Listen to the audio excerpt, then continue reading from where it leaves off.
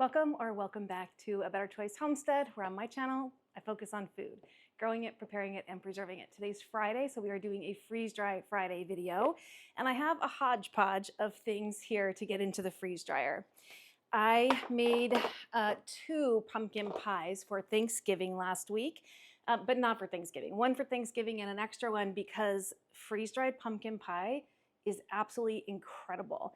My pie pan is really tall though, and so these pieces were too tall, and I had to kind of smush them down flat. They're not pretty, perfectly pretty pies, but they are going to be incredibly delicious when they're done.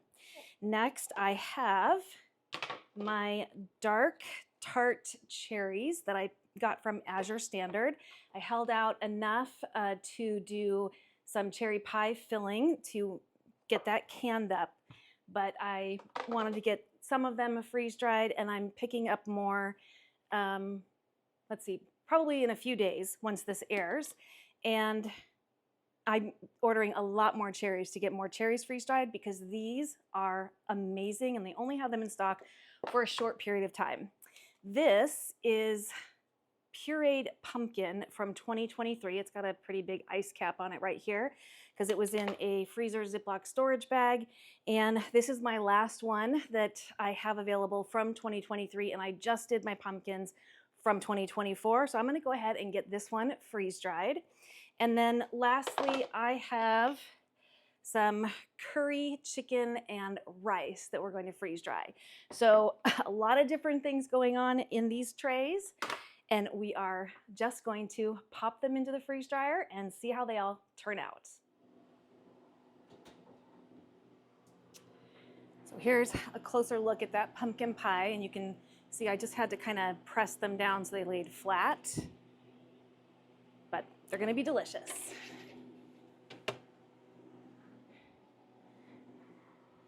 Those beautiful cherries. And I haven't done anything to these. These are pitted, but other than just throwing them onto the tray, they're not prepped in any way. More cherries and some pumpkin. That's 2 cups of pureed pumpkin.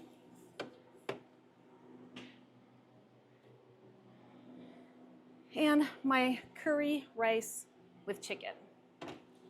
Got a little freezer burn on top because that has been in the freezer for a couple of weeks now. However, that's gonna go away with freeze drying. So that's another benefit of freeze drying food.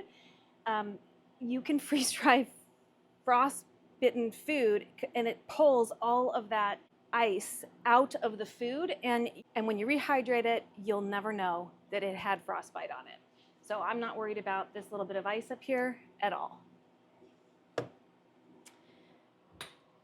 These are probably going to take a while, probably a good 36 hours or so. We'll test it when the machine says it's done. I've got it set to an extra 15 hours of dry time. So all I have to do now is close the drain valve and then push continue. I will bring you back in about 36 hours whenever the machine says it's done, and we'll check for dryness. We should be good freeze drying now. I'm gonna go ahead and stop the time here. I'm gonna count it down, and that's going to allow me, reserve me the option of extending the dry time if I need to. This was gonna finish last night at about 2 in the morning, so I just put 7 more hours on here last night. So we're at a total of 42 hours and 46 minutes. So we'll give everything a test, make sure it's dry before we get it packaged up or put back in. But first we need to open the drain valve.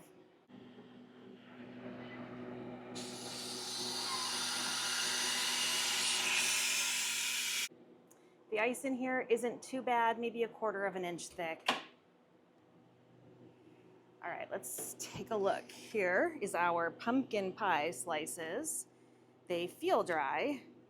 They feel very light and very hard, so I think these are probably good.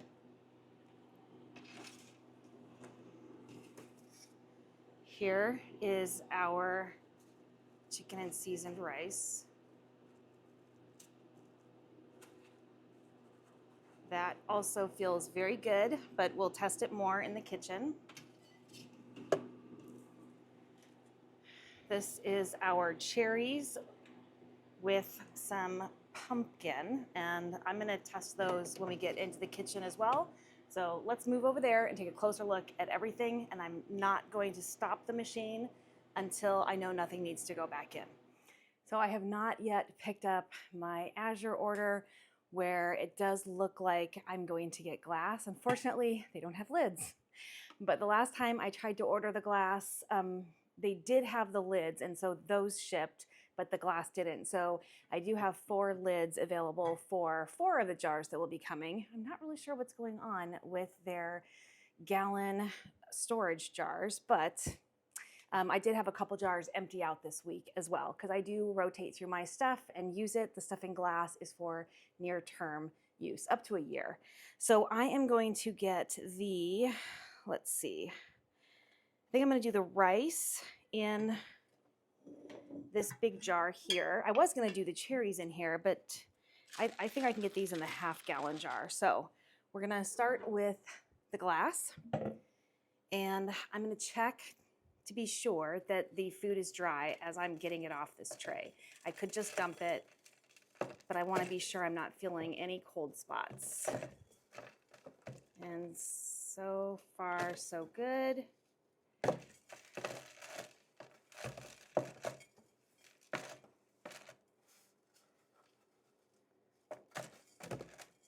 I'll leave out just a little to rehydrate, because that is how I would consume this, is rehydrated.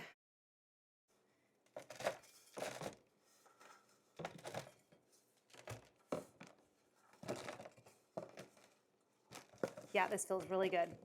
Not worried about this at all.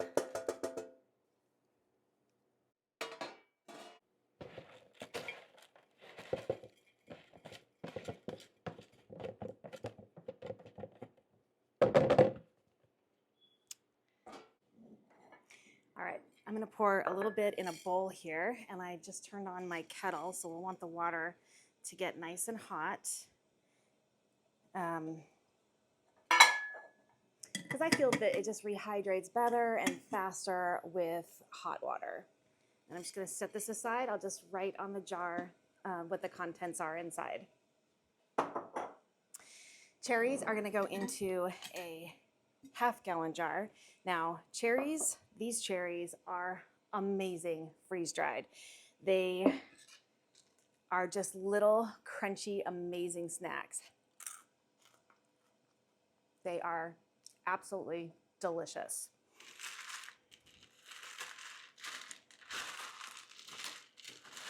I've got curry on this hand, so I'm just using my other hand, because you can't wash your hands in between getting food off of the trays. I suppose I could wear gloves and take them off and change them, but that's a lot of waste.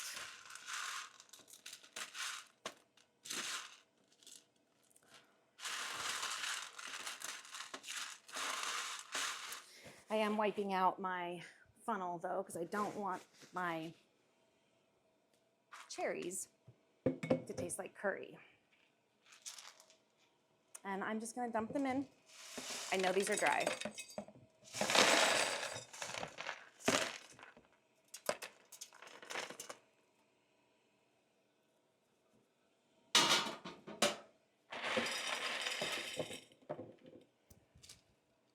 And then we have a few over here.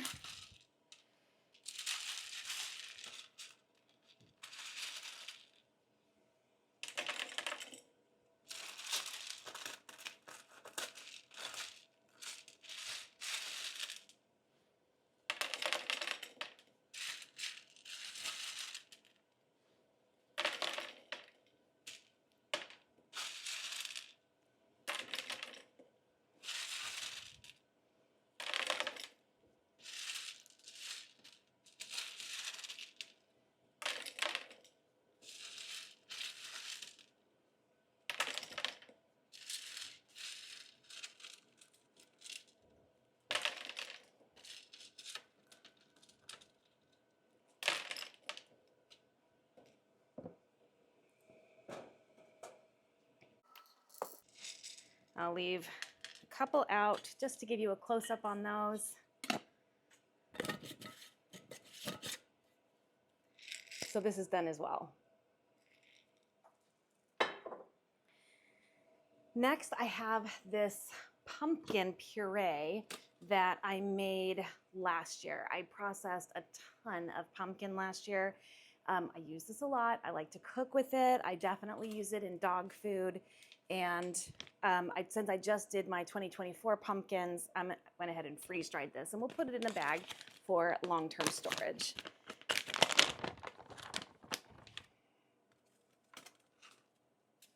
I'm going to see if I can get it in one bag. And at the same time, make sure it's dry in the center, which it does appear to be. Yeah. Yep, I think we can stop the freeze dryer. I think we are good. This looks completely dry. And I'll save a little piece of that to rehydrate.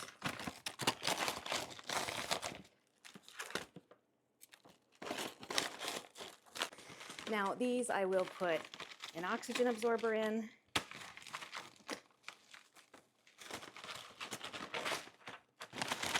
And we'll do a heat seal as well as the zipper on the bag.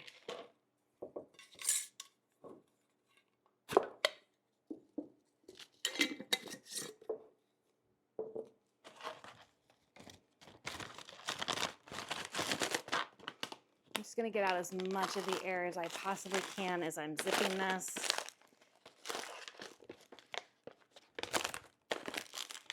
So just compressing the bag. I don't have one of those machines that will suck it out of a bag yet. I also haven't had any problems not having one. And then I'm just going to heat seal this above the tear notches so that when I use the tear notches to open it, the heat seal comes off, leaving the zipper part intact. Just in case I don't use all of it, I can always reheat seal it after re-zipping it. And this little light goes on and off for when it is ready. So I'm just going to write on here that this is pumpkin puree. I believe that was 2 cups of pumpkin puree.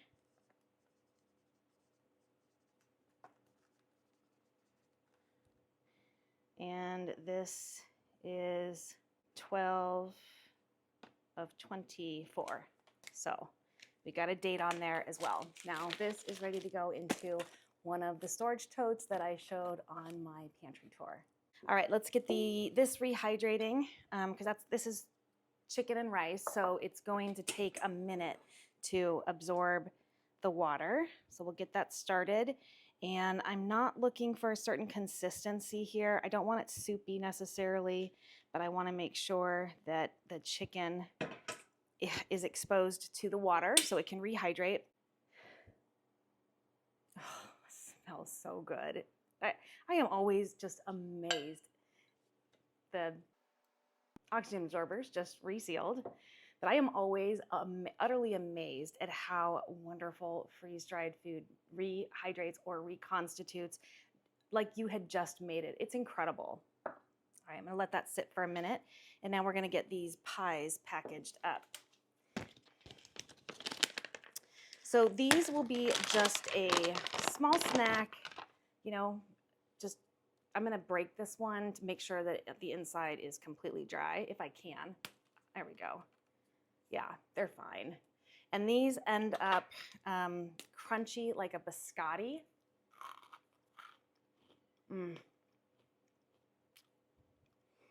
The flavors are incredibly intensified because all that moisture has been removed. I think I'll do 2 per bag.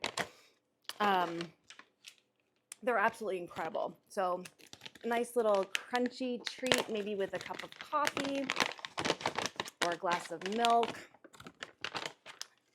A nice treat to have on hand. But these are going to go into longer term storage where I can enjoy them up to 25 years from now.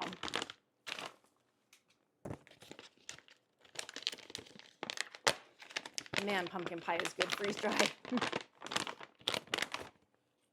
I didn't even have any pie for Thanksgiving, so I still have leftover pie, even though this was a whole pie, because I made a total of 2 that week, so that I specifically would have some to freeze dry. So that was actually my first taste of done pumpkin pie this year. All right, we have an odd man out, so 1 bag will get 1 piece.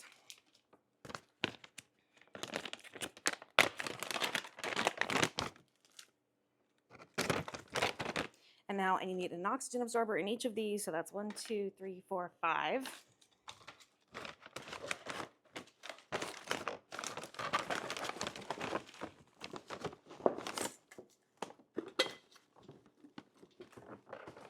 One, 2, 3, 4, 5.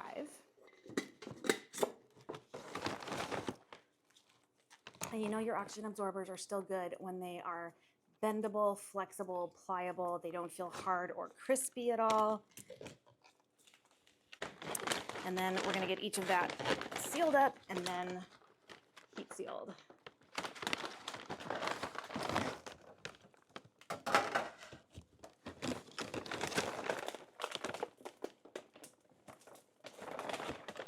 One.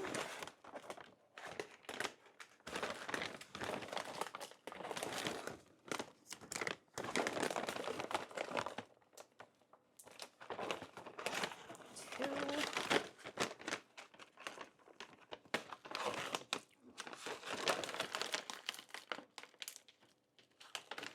3.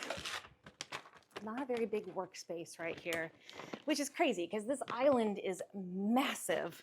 But this kitchen is just not designed very well. 4.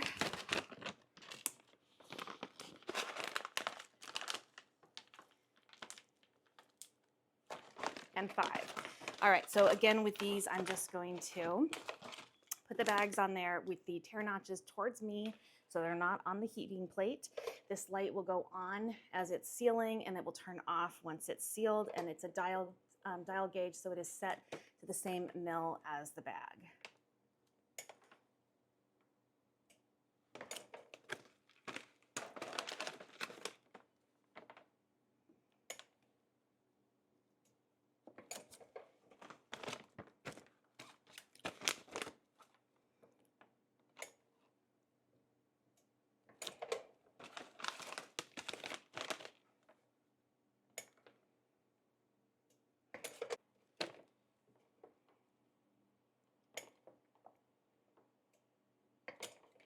And that's it. Now all I have to do is write on here what these bags are, which is 1 or 2 slices of pumpkin pie. All right, let's give this a try. All right, this is feeling pretty good. So we'll give that a try here in just a second. I did, clean up and put some things away, so I had room on this board. So it's probably been an additional 3 minutes, and you can see that most of that water has been absorbed. There's a little bit of sauce here, which, you could drain off or you could eat. Over here, I've got that little bit of pumpkin and these cherries. So I'm gonna take these cherries out, and I'm going to show you that this will just powder down so easily. If you wanted to store it in a powder form, which is fine. That's how I usually store like my sweet potatoes, my butternut squash, and my pumpkin when I freeze dry it, because that way when you rehydrate it, it is puree, which is kind of how I eat most of it anyway. But this year, when I do my squash, I've got a bunch of butternut squash I have to do. I think I'm gonna do some of them, at least some of them, in cubes so that I can use them that way in dishes. So, but this is going to rehydrate super quick. And this does matter how much water you put in, because it would be a puree when it's done, because it was a puree when we started. And so you just want to make sure that you go slow with the water. That was a little bit too much. If I was going to be using this to make like a pumpkin pie or something, I would have gone much slower. And actually there's no extra water in here, so that might be okay. So let's give all of this a taste. All right, first, these cherries. You could rehydrate these. It would take a while. They get super hard and crunchy like a snack. They are tart. They're a little bit sweet. I love them. And that is mostly how these will be used. I could blend them down and I can use them as a powder ingredient if I wanted to make some sort of a muffin or pancakes or something and I wanted some of that tart cherry flavor. This reconstituted beautifully. And it tastes amazing. So it's a great way to get pumpkin preserved on yourself. And now for the chicken and rice. We'll see if that's done. Let me taste the rice first.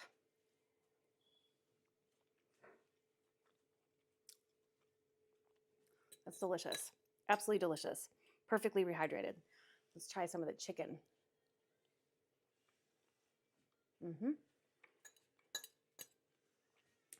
That's phenomenal. So really happy to have that.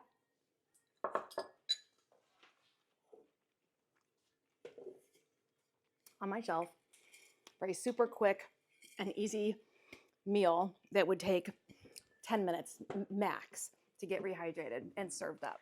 Now, as for the pumpkin pies, I've mentioned that we will enjoy these as a biscotti treat.